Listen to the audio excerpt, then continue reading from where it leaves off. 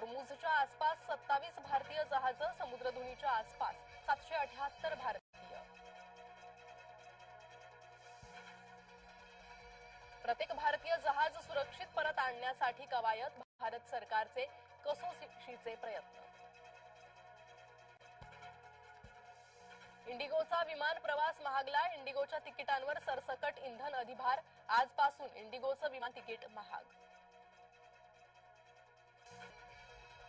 मुंबई पालिकेत भाजपची गोशी, कंत्राटदारांनी भाजपच्या नाकीनं आणले, मुंबईतला गाळ उपसायला नवा कंत्राटदार मिळेना. मुंबईतल्या प्रदूषणाच्या मुद्द्यावर अभिनेत्री विरुद्ध नेता असा वाद, मुंबईच्या प्रदूषणावरून अभिनेत्री दीपिका पदुकोणची टीका. भारतात इंधनाचा तुटवडा नाही, कृत्रिम टंचाई निर्माण करू नका, केंद्र सरकारचं जनतेला आवाहन.